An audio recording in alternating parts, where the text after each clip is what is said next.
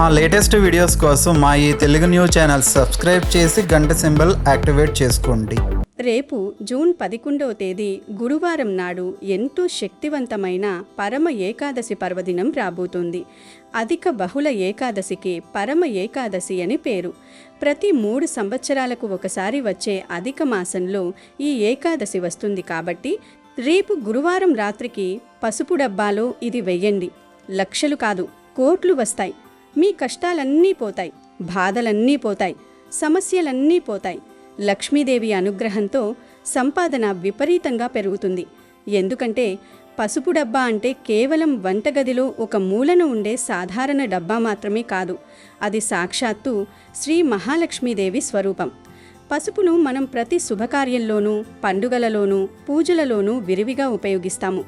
పసుపు ఎక్కడైతే స్వచ్ఛంగా పవిత్రంగా ఉంటుందో అక్కడ లక్ష్మీదేవి కొలువై ఉంటుందని మన పురాణాలు ఘోషిస్తున్నాయి. అందుకే ఇంట్లో పసుపును దాచే డబ్బాను ఎంతో జాగ్రత్తగా భక్తి శ్రద్ధలతో చూసుకోవాలి. పసుపు డబ్బాను లక్ష్మీదేవి ప్రతిరూపంగా భావించి ప్రతిరోజు దానికి నమస్కరించుకోవడం వల్ల ఇంట్లో శుభకార్యాలు జరుగుతాయి. పసుపు డబ్బాను ఎప్పుడూ కూడా అపరిశుభ్రమైన చేతులతో లేదా ఎంగిలి చేతులతో తాకకూడదు.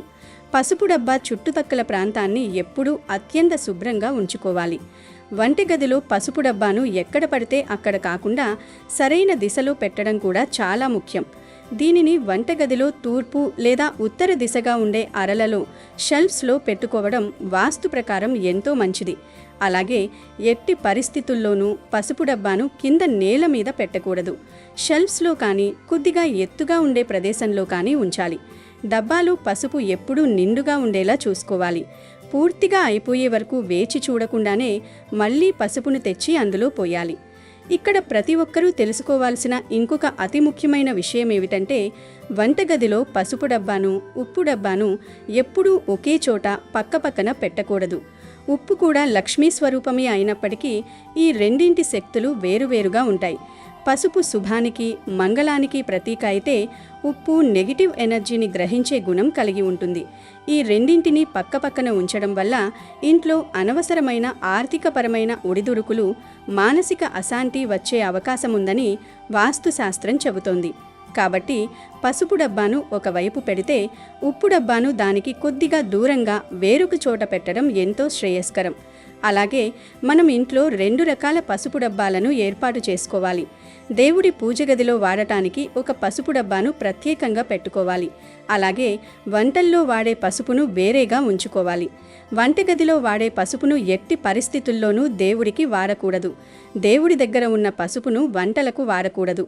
ఎందుకంటే మనం వంటల్లో వాడే పసుపును మాంసం లాంటివి వండుతున్నప్పుడు తీసి కూడల్లో వేస్తాం.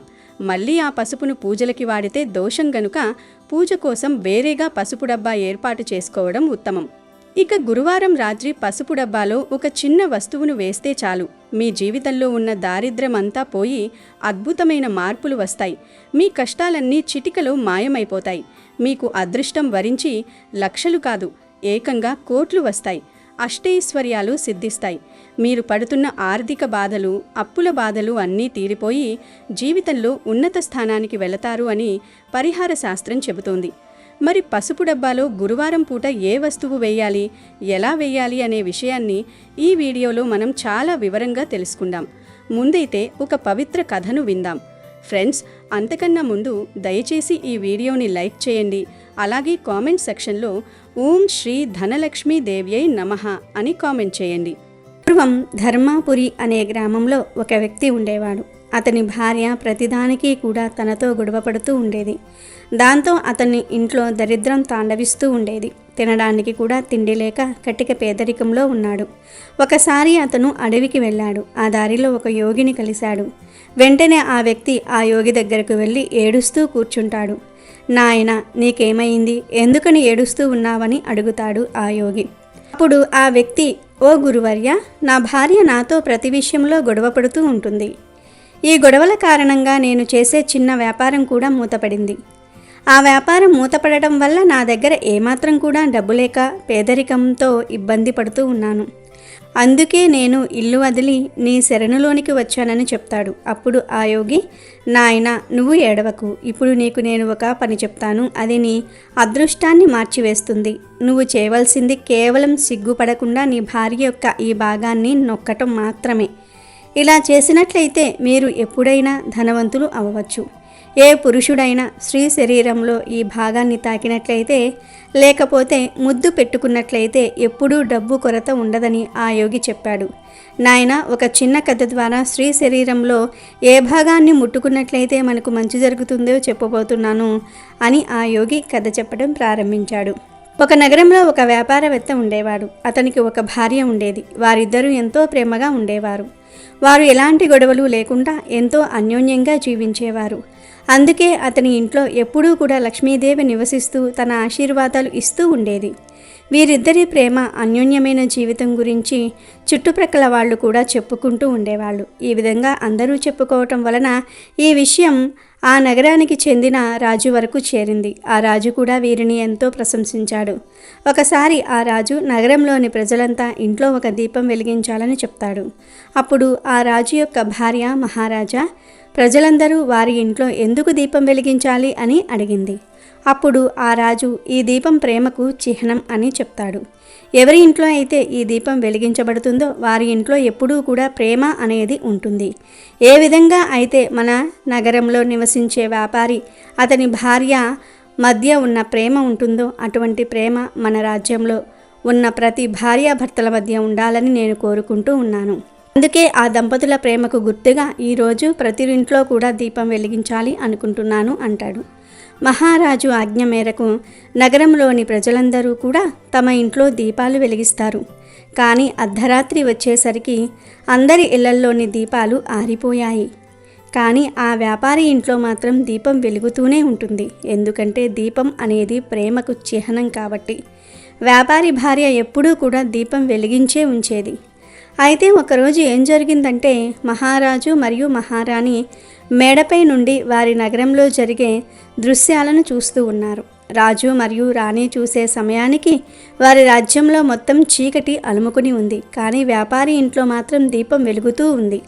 అప్పుడు మహారాజు మహారాణితో, చూడు మహారాణి, వ్యాపారి మరియు అతని భార్య మధ్య ప్రేమ ఎంత స్థిరంగా వెలుగుతూ ఉందో, మిగతా అందరి ఇంట్లో కూడా దీపం ఆగిపోయింది. దీన్ని బట్టి ఆ వ్యాపారి అతని భార్య మధ్య ఉన్న ప్రేమ ఎంత గొప్పదో అర్థమవుతుంది కదా అని అంటాడు.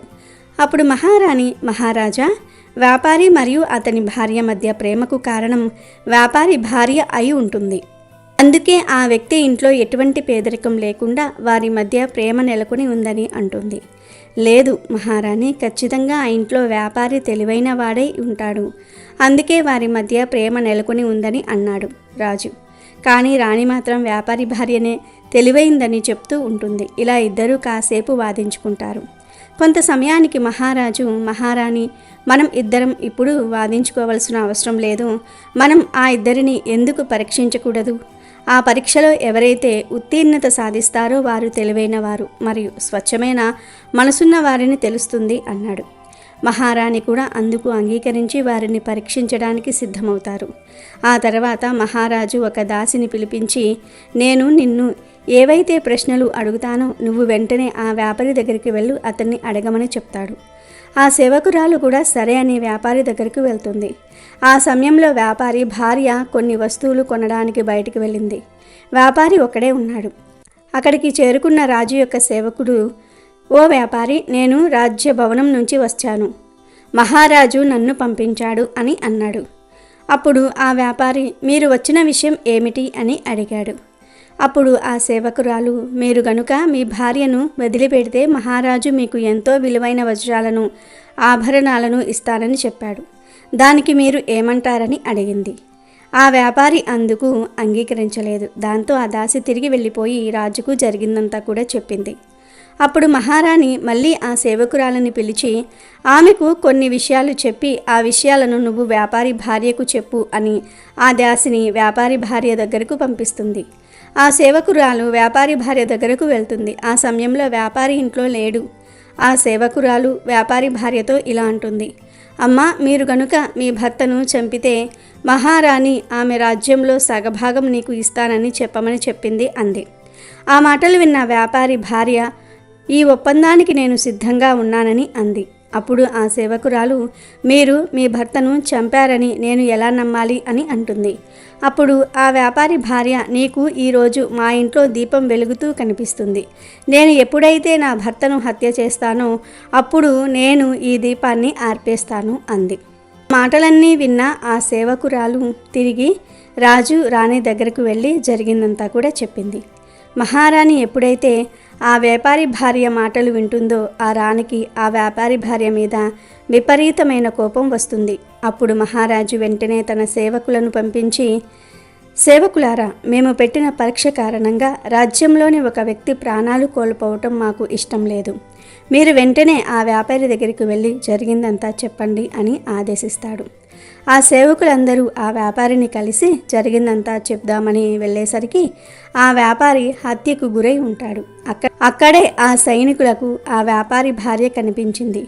కొంత సమయానికి ఆ సైనికులు వ్యాపారి భార్యను తీసుకుని రాజభవనానికి వచ్చారు. అప్పుడు మహారాజు ఆ వ్యాపారి భార్యతో ఇలా అంటాడు, నువ్వు ఒక దురాశ పరురాలివి. నీకు డబ్బంటే ఇంత ఇష్టమా? కేవలం డబ్బు కోసం నీ భర్తను కూడా చంపేశావు.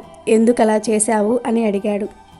అప్పుడు ఆమె ఇలా చెప్తుంది, మహారాజా, నేను ఎప్పుడో నా భర్తను చంపేయాల్సింది, కానీ నేను ఒక అవకాశం కోసం ఎదురు చూస్తూ ఉన్నాను. నా భర్త నాతో చాలా దారుణంగా ప్రవర్తించేవాడని చెప్పింది. అప్పుడు రాజు, నీ భర్త అంత దారుణమైన పని ఏం చేశాడు చెప్పు అన్నాడు. ఆ వ్యాపారి భార్య, నా భర్త ఎప్పుడూ నా ముక్కుపై తన వేలితో గట్టిగా నొక్కేవాడు. ఇదే కాకుండా నా భర్త ఇంకొక పని కూడా చేసేవాడు. అదేమిటంటే నా భర్త ఎప్పుడూ నాలుకతో నా చెవి వెనుక భాగాన్ని తాకుతూ ఉండేవాడు అని చెప్పింది. వెంటనే రాజు, అమ్మా, మీరు నిరుపేదలుగా ఉన్నప్పుడు నీ భర్త ఈ విధంగా చేసేవాడా అని అడిగాడు. అప్పుడు వ్యాపారి భార్య, లేదు, ఇలా చేసేవాడు కాదు అని చెప్తుంది. అయితే నాకు ఇప్పుడు అర్థమైంది నీ భర్త ఇలా ఎందుకు చేసేవాడో అన్నాడు రాజు. ఇక్కడితో కథ ముగిసిపోయింది అని చెప్పాడు ఆ యోగి. ఇలా చెప్పిన తర్వాత, నాయన, ఇప్పుడు నీకు అర్థమైందా? స్త్రీ శరీరంలో ఏ భాగాన్ని తాగితే అష్టైశ్వర్యాలు సిద్ధిస్తాయో అని అడిగాడు. అప్పుడు ఆ వ్యక్తి, గురువుగారు, నాకు ఇప్పటికీ కూడా ఏమీ అర్థం కాలేదు అన్నాడు. అయితే ఇప్పుడు నీకు నేను వివరంగా చెప్తాను, శ్రద్ధగా విను అని ఇలా చెప్తాడు. మొదటిగా ఆ వ్యాపారి అతని భార్యతో చేసింది ఏమిటి అంటే, తన వేళ్లతో తన భార్య యొక్క ముక్కు నొక్కటం. ఎవరి ఇంట్లో అయితే పేదరికంతో బాధపడుతూ ఉన్నారో వారు తమ వేళ్లతోటి వారి భార్య యొక్క ముక్కు నొక్కాలి. ఎందుకంటే స్త్రీ యొక్క పైభాగం చాలా శుభకరంగా భావిస్తారు. కాబట్టి ఎవరైతే ఈ పని చేస్తారో వారు ధనవంతులుగా మారిపోతారు, లక్ష్మీదేవి అనుగ్రహం పొందుతారు. చూడు నాయనా, ఆ వ్యాపారి చేసిన రెండో పని ఏమిటి అంటే, ఆ వ్యాపారి తన నాలుకతోటి తన భార్య యొక్క చెవి భాగాన్ని తాకటం. ఇలా చేయటం వల్ల మీ అదృష్ట తలుపులు తెరుచుకుంటాయి. ఎందుకంటే స్త్రీ యొక్క చెవి వెనుక భాగంలో లక్ష్మీదేవి నివసిస్తుందని నమ్ముతూ ఉంటారు. అందుకే ఈ విధంగా చేయటం వల్ల లక్ష్మీదేవి కృపను పొందగలుగుతారు మరియు అపార ధనాన్ని సంపాదించుకోగలుగుతారని ఆ యోగి ఆ వ్యక్తికి చెప్పాడు. ఆ వ్యక్తి ఆ యోగికి ధన్యవాదాలు చెప్పి అక్కడి నుంచి తిరిగి వెళ్ళిపోయాడు. యోగి చెప్పినట్టుగా చేసి కొద్ది రోజులకు ధనాన్ని ఆకర్షిస్తాడు ఆ వ్యక్తి. అందరూ గుర్తుంచుకోవాల్సిన విషయం ఏమిటి అంటే, శ్రీ లక్ష్మీదేవి యొక్క ప్రతిరూపం. ఎలా అయితే ఈ వ్యక్తి ధనవంతుడిగా మారాడో మీరు కూడా అలా చేసి ధనాన్ని ఆకర్షించండి. మీరు కూడా ఈ విషయాన్ని ఫాలో అయి లక్ష్మీదేవి అనుగ్రహాన్ని పొందండి. కాకపోతే మీరు మీ భార్యతో ఈ విషయం గురించి ముందుగానే మొత్తం చెప్పండి, ఆ తర్వాతనే ఆచరించండి. ఇక వీడియోలోకి వస్తే, గురువారం అనేది గురు భగవానుడికి మరియు శ్రీ మహాలక్ష్మికి ఎంతో ఇష్టమైన రోజు. అందుకే ఈ పరిహారాన్ని గురువారం రాత్రి సమయంలోనే చేయాలి. గురువారం రాత్రి ఆడవారు పనులన్నీ పూర్తయిన తర్వాత వంటగదిని శుభ్రం చేసుకుని ఈ క్రియను చేయాలి. దీనికోసం ముందుగా ఒక చిన్న తెల్లటి కాగితం పేపర్ తీసుకోండి. ఆ కాగితం మీద ఎటువంటి గీతలు ఉండకూడదు.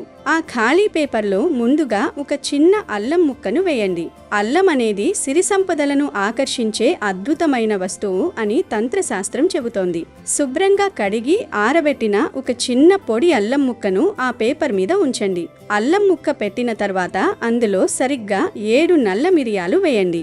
మిరియాలు మన ఇంట్లో ఉన్న నెగటివ్ ఎనర్జీని, చెడు దృష్టిని పారద్రోలడంలో ఎంతో శక్తివంతంగా పనిచేస్తాయి. ఆ తర్వాత అందులో ఒక ఎండు మిరపకాయను తొడిమ తీయకుండా వేయండి. ఎండు మిరపకాయ శత్రు బాధలను నివారించి పనుల్లో ఉన్న ఆటంకాలను పూర్తిగా తొలగిస్తుంది. ఇప్పుడు ఆ పేపర్లో అల్లం ముక్క, 7 మిరియాలు, ఒక ఎండు మిరపకాయ ఉన్నాయి. ఈ 3 వస్తువులను ఆ పేపర్లో ఉంచి దానిని ఒక చిన్న పొట్లంలాగా జాగ్రత్తగా చుట్టండి.